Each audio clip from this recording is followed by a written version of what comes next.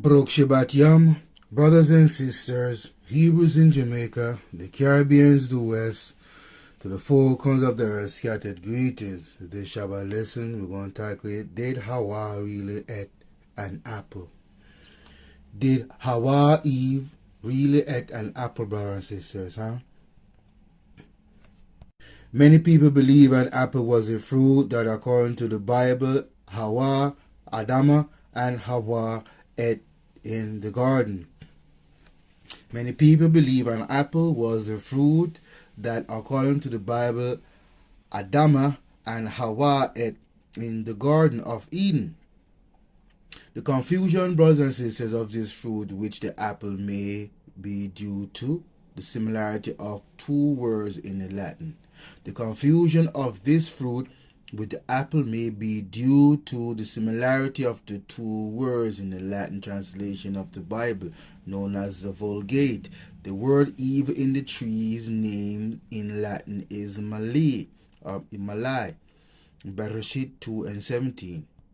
Okay, brothers and sisters, take a look at the screen. We're going to take it from Bereshit, Genesis 2. We're going to start from 16 to 17. And Yahweh Eliyahu commanded the man, saying, of every tree of the garden you may freely eat, but of the tree of the knowledge of good and evil you shall not eat, for in the day that you eat of it you shall surely die.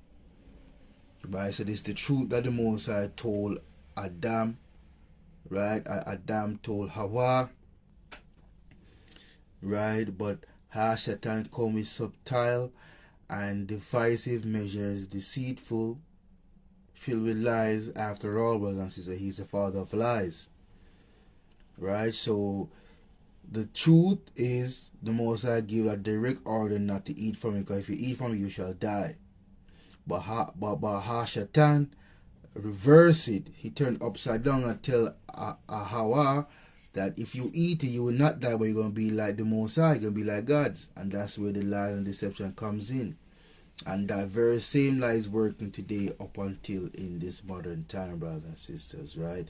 People walk around with this filthy attitude, talk about they are God and goddesses, filthy to the core, wicked, selfish, you understand, self-centered, boastful, prideful, no humbleness and humility about them, lack understanding, arrogant, boisterous. You see, brothers and sisters, these are the people that's walking in and among Israel and among the Gentiles as well, brothers and sisters. Huh?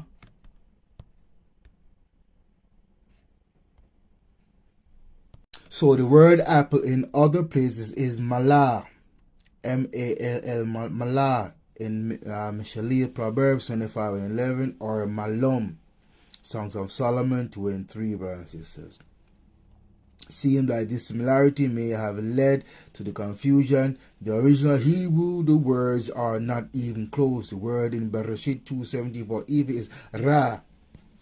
The original Hebrew word for evil is Ra. Huh? While the word for apples in Mishaleh, Proverbs 25:11, and Songs of Solomon 2 and 3, brothers, is tapua. Right? Tapuak. So the common sense question you would ask, why not an apple, brothers and sisters? Huh? Why not an apple or any fruit thereof, right? Simply put, the Bible doesn't say the fruit was an apple. Furthermore, while apples are mentioned in the scriptures, like example for if we read Songs of Solomon, let's look at Songs of Solomon, brothers and sisters, 2 and 3.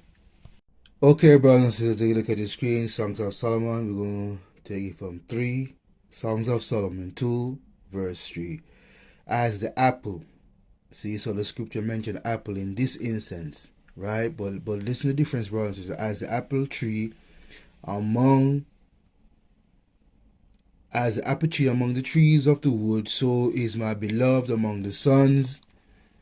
I sat down under his shadow with great delight, and his fruit was sweet to my taste. So brothers and sisters, what King Solomon meant in Songs of Solomon 2 and 3, brothers and sisters, huh? What do he means? Who is he describing? Right? The act of sitting under his shadow, brothers and sisters, can also be interpreted as finding rest and peace in his presence, highlighting the idea of a loving and supportive relationship. Highlighting the idea of a loving and supportive relationship. Overall, Song of Solomon 2 and 3 conveys a deep sense of admiration and intimacy, expressing the profound connection between the woman and her beloved, brothers and sisters. Right? Very profound, huh? Unity. I always talk about this on my channel. Man and woman come together in unison, in unity, working hand in hand. You know what I mean? Now, not belittling each other, but work as one unit. You see. Okay, brothers and sisters, here's another one. Songs of Solomon that mention apple, right? We're going to start from verse 5. The Songs of Solomon 8:5. Who is this that cometh up from the wilderness, leaning upon her beloved? I raise thee up under the apple tree, there thy mother brought thee forth, there she brought thee forth that bare thee. Right? What King Solomon means by saying these things, brothers and sisters, huh? Let's explore it. Okay, brothers and sisters, so what does that mean? What does Songs of Solomon, what Solomon is talking about in 8 and 5? Right, brothers and sisters, as you go get the sense, once you read, you get the sense. It's talking about relationship between a man and a woman. You see. So the overall theme of Songs of Solomon, brothers and sisters, 8 and 5 is the power and beauty of love, as well as the strength and support that comes from a deep and intimate relationship. It depicts a sense of security, protection, and companionship that is found in the love between a man and a woman. And that's what's missing in today's relationship between the Yahudim, man and woman. The house of Judah includes Benjamin and Levi. That's what is missing from the relationship. You're missing Yahusha and missing the connection between each other. Because Yahusha, with like-minded people, even your men and women, you know that's the glue that keep you all together. The faith and hope in Yahusha and working together as man and woman. You see, brothers and sisters. Okay, brothers and sisters, look at another one. Joel. Let's go to Joel. Is another one. Joel 1 verse. We're gonna take it from 11 to 12, brothers and sisters. Right, so we're gonna start from Joel 1. We're gonna take it from 11 to 12, so we could get that body context, right? Look on the screen. Be ye ashamed, O ye husbandmen, howl, O ye vine dressers, for the wheat and for the barley, because the harvest of the field is perished, the vine is dried up, and the fig tree languisheth, the pomegranate tree, the palm tree also, and the apple tree. See the apple tree mentioned again. Even all trees of the field are withered, because joy is withered away from the sons of men. So this is a pronounced judgment, right? That affect the fruit trees. that's within the vineyard of the king, or within or on the property of the Israelites who living in Israel. So what Joel is talking about, let's go into a bit, let's go deeper into what Joel is talking about and what Joel 11 to 12 means, brothers and sisters, right? So let's look at that. Okay, brothers and sisters, so right, so in the version of Joel 11, Joel 1, 11 to 12, right, says, "Be ye ashamed, O ye husbandmen, howl, O ye vine dressers, for the wheat and for the barley, because the harvest of the field is perished." So in this passage, brothers and sisters, the prophet Joel urges farmers and wine dressers to lament the destruction caused by a locust plague. The locust plague affected the entire country of Yehuda, including the farmers, wine dressers, drunkards, priests, and worshippers. The locust invasion is a metaphor for the fall of Israel, and the devastation of the land is similar to what happened to the northern kingdom. The book of Joel teaches that Eliyahu is working in the world, brothers and sisters, and that there are consequences to human behavior. It also teaches that lament and repentance are appropriate responses to disaster, and that hope is always the last word, brothers and sisters. Right? So you could get that understanding thereof, huh? You see, within all these three scriptures, they are not mentioned in the Garden of Eden, which is where the tree of the knowledge of good and evil was located, brothers and sisters. So the forbidden fruit was indeed a real fruit, but not necessarily an apple. It was a fruit that came from the tree of the knowledge of good and evil. Eliyahu told Adam and Hawwah they could eat of every tree's fruit that had seed in it. Right? Bereshit 1, 27, 29. Let's look at that, brothers and sisters. Okay, brothers and sisters, look at the screen. Bereshit, Genesis 1, 27 to 29. So Eliyahu created man in his own image. In the image of Eliyahu created he him, male and female created he them. And Eliyahu blessed them, and Eliyahu said unto them, Be fruitful and multiply, and replenish the earth, and subdue it, and have dominion over the fish of the sea, and over the fowl of the air, and over every living thing that moveth upon the earth. And Eliyahu said, Behold, I have given you every herb bearing seed which is upon the face of all the earth, and every tree in the which is the fruit of a tree yielding seed. To you it shall be for meat. So again, the Most High set the tone for the Garden of Eden. You understand? These two brothers and sisters in Bereshit 1, 27 to 29, you notice that the Most High tell us he give us, he give our forefather, Adama and Hawwah, instruction you can eat every other tree that has seeds in it.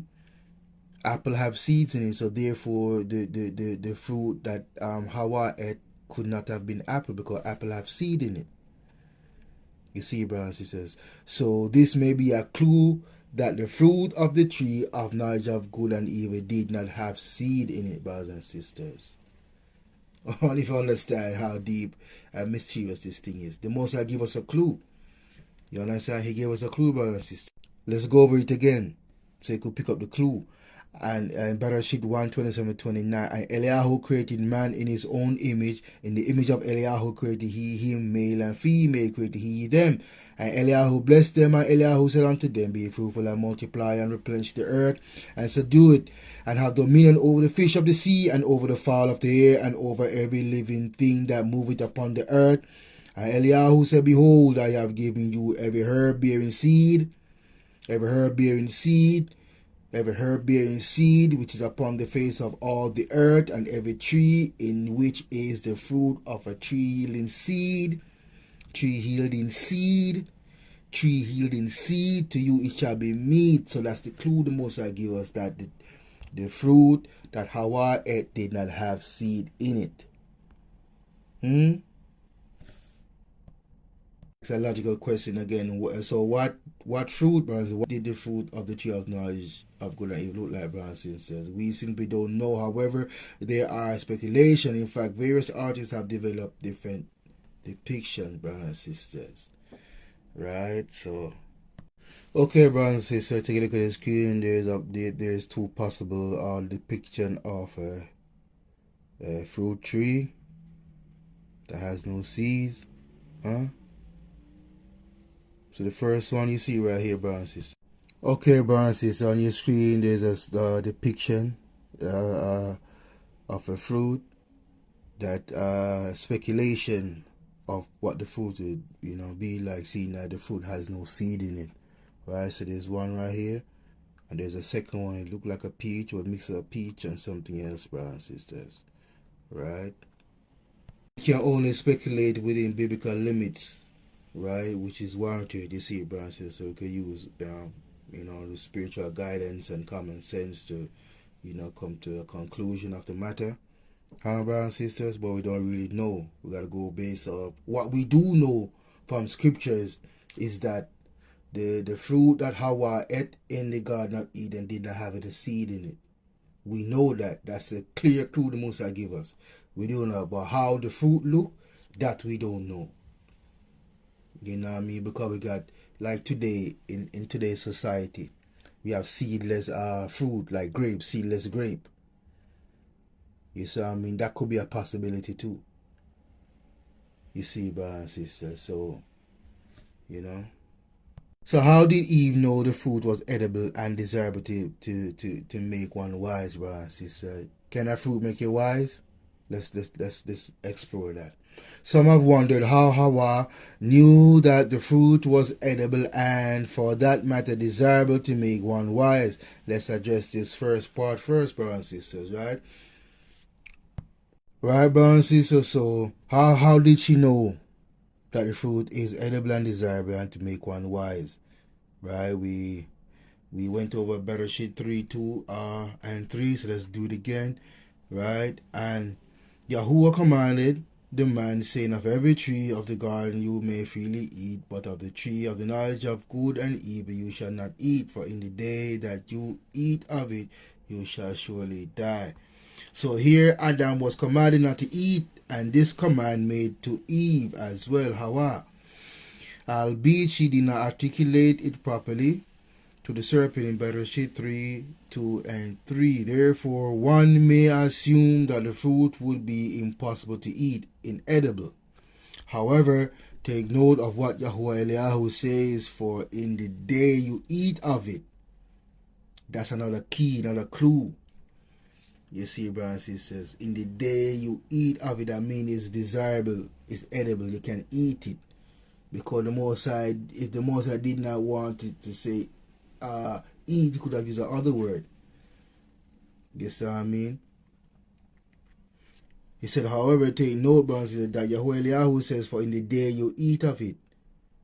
Didn't say the day you touch it or the day you look at it. You say, it said the day that you eat of it. You understand? So Yahuwah knew that Adama would eat, so the food was edible. However, I do not suggest that this was the reason Hawwah, Eve, knew the food to be edible. The Bible reveals something else, brothers and sisters. Okay, brothers and sisters, take a look at this key in Bereshit 3 and 6. When the woman saw that the tree was good for food, and that it was pleasant to the eye, and a tree to be desired to make one wise, she took of the fruit thereof, and did eat, and gave also unto her husband with her, and he did eat. And when the woman saw that the tree was good for food, and that it was pleasant to the eye, and a tree to be desired to make one wise, she took of the fruit thereof, and did eat, and gave also unto her husband with her, and he did eat. So you see the deception in the actions of Hawwah. You see. What do you notice, brothers and sisters? What did Eve notice? Eve noticed something in Bereshit 3 and 6. It says that she saw it. Earlier I said, It didn't say eat or didn't say see. Now, in this correction, I self-correct. In this one, it said, the scripture says she saw it in better shit. You see, brothers. So even though there's something, she saw it. She saw the food. That's the first the temptation and deception. She sees, so she get enticing. That the fruit was good for food, so she was not reminiscing about what Eliyahu had said. All she saw is her visual. The fruit looked good, fruit looked nice. She wants to eat it. You see, that's a temptation spirit that's already working inside of her, just by the mere seeing and thought process. You see, brothers and sisters. So she was not reminiscing about Eliyahu had said, but something else had caught her eye regarding the fruit. Keep in mind, brothers and sisters, that mankind was not permitted to eat the fruit of the tree of knowledge of good and evil. Keep in mind that how Adama was not permitted to eat the fruit of the tree of knowledge of good and evil, but Eliyahu did not give any warning to animals. It is possible that an animal, perhaps even the serpent, took some of the fruit and ate before Eve, so that she could see that this fruit was good for food. That's how the temptation come in, you see. Because Hawwah had to see that the fruit was good to eat. So who did she see? Who was there before Adam and Eve? The serpent, Shaitan, was there in the garden. You see, brothers and sisters, he was there. So the aspect of gaining wisdom was not based on eating the fruit. The aspect of gaining wisdom was not based on eating the fruit, but a visual acuity. The aspect of gaining wisdom was not based on eating the fruit, but on visual acuity. Second, seeing the fruit being eaten may have been a triggering action for Eve to realize that the fruit could be eaten by them as well. This very thought process, in turn, could be what made her think she had gained wisdom. Example, if an animal would eat it, if an animal could eat it, then so could she and Adama. Wisdom involves acquiring knowledge. So again, brothers and sisters, second, seeing the fruit being eaten may have been a triggering action for Eve to realize that the fruit could be eaten by them as well. This very thought process in turn could be what made her think she had gained wisdom. Example, if an animal could eat it, then so could she and Adama. Wisdom involves acquiring knowledge. Right, let's look at Proverbs 8:12. Okay, brothers and sisters, look at the screen. Right, Proverbs 8, we're going to take it from 12. We're going to go all the way to 14, brothers and sisters. So, Michelle, Proverbs 8:12 to 14. I, wisdom, dwell with prudence and find out knowledge of witty inventions. The fear of Yahweh is to hate evil, pride and arrogancy, and the evil way, and the forward mouth are liars, brothers and sisters, right? Do I hate? Counsel is mine and sound wisdom. I am understanding. I have strength. What beautiful words. Let's go over it again, brothers and sisters. Michelle, Proverbs 8:12 to 14. I, wisdom, dwell with prudence. I, wisdom, dwell with prudence, simplicity, humbleness, and find out knowledge of witty invention. So wisdom dwell with simplicity, humbleness, and in doing so, it find out knowledge of the witty invention. What are witty invention? Cunning people, slick or salesman, Verse 13, the fear of Yahweh is to hate evil. So if you love Yahweh, you will issue evil. You will hate evil and liars. All manner of prideful and arrogant and boastful people. You see. And here it goes to say pride and arrogancy and the evil way. And the forward mouth liars do I hate. Counsel is mine and sound wisdom. I am understanding. I have strength. So with wisdom, you have to have understanding to understand and to gain wisdom. You can't just have wisdom and don't understand what you read and what you're searching for. So with that sense, you come with understanding. And with your understanding of what you gain and what you search and what wisdom are lushed upon you, that gives you strength. Plain as day, brothers and sisters, huh? Okay, brothers and sisters, what did you notice, brothers and sisters, in Mishle Proverbs 8:12-14? Know that Eve did not have to eat to gain wisdom, or what she interpreted to be wisdom. Huh? Eve didn't have to eat to gain wisdom, or what she interpreted to be wisdom. Hawwah didn't have to eat to gain wisdom, or what she interpreted to be wisdom. The aspect of gaining wisdom was not based on eating the fruit, brothers and sisters. The aspect of gaining wisdom was not based on eating the fruit, brothers and sisters, but on visual acuity. That's where you get your wisdom. You first see it, or see what people do, and monkey see, monkey do. Sometimes people see what people do and follow them into a ditch. That's why you have to be wise and have the spirit of discernment to know good and evil, either to walk right or to walk left, either to sit down or to stand up, brothers and sisters, either to listen to or don't listen. This all come from first visual. Eve, brothers and sisters, Eve didn't have to eat to gain wisdom. Hawwah didn't have to eat to gain wisdom, brothers, or what she interpreted to be wisdom. The aspect of gaining wisdom was not based on eating the fruit, but on visual acuity. However, I would not be too strict on this, as there could be something else to this. Of course, brothers and sisters, there may have been a bit more deception than this. Had the serpent eaten in front of her, he could have cleverly made it appear as though he had gained some wisdom.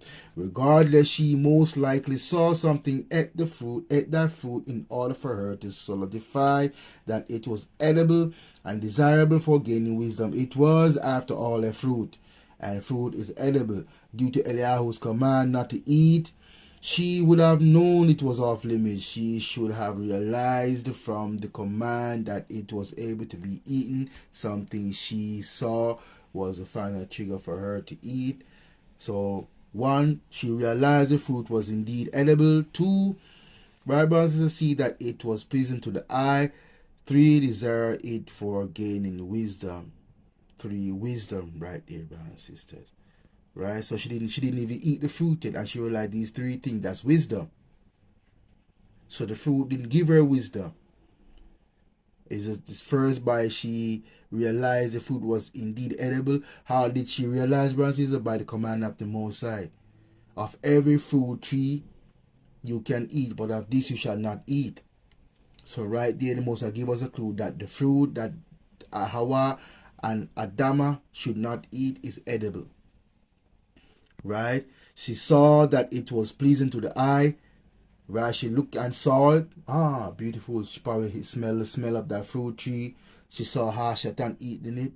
She know it is pleasing. And desire it for gaining wisdom. So in her mind, she desired that. You see, brothers and sisters. What did we learn from this? Either way, Eve action and thought process mimic that of James 1:14. So let's look at James. Okay, brothers, let's look at the screen. James 1. We say we're going to do 14, but let's go to 15 as well, brothers, just to get that context, huh? But every man is tempted. But every man is tempted. But every man is tempted when he is drawn away of his own lust and enticed. That's what happened to Hawwah, Eve. She was tempted. You see, she was tempted and she got drawn away by her own lust, brothers and sisters, and enticement. Right? So then when lust had conceived, it bringeth forth sin, and sin, when it is finished, bringeth forth death. So through that very action of Hawwah, death come into this world. You see, brothers and sisters. So, brothers and sisters, Hawwah cannot blame the serpent entirely for its cunning deception. But it was her own actions of eating that cannot be ignored, brothers and sisters. This is what a lot of people overlook. and try to place the blame on Adama. You understand? But these are the key elements. You understand? She cannot blame the serpent entirely for its cunning deception. But it was her own actions of eating that cannot be ignored, brothers. And the same with Adama. Right? Let's look at 2 Corinthians 11 and 3. Okay, brothers and sisters, Shinai Corinthians, Shinai, 2 Corinthians, right, 11 and 3. But I fear lest by any means as the serpent beguiled Hawwah, Eve through his subtlety, so your mind should be corrupted from the simplicity that is in the Mashiach. So Paul is drawing contrasts or examples of the actions of Eve and trying to warn future generation of such deception. But I fear, because Paul understood and know, by any means as the serpent beguiled Hawwah through his subtlety, so your mind should be corrupted from the simplicity that is in the Mashiach. So just like how Eve was beguiled and deceived by Hashatan's subtlety, so your minds can be also beguiled and deceived through subtlety by Hashatan, and corrupt yourselves and mind from the simplicity that is in the Mashiach. That is what Shinai Koditiyam is talking about, brothers and sisters, huh?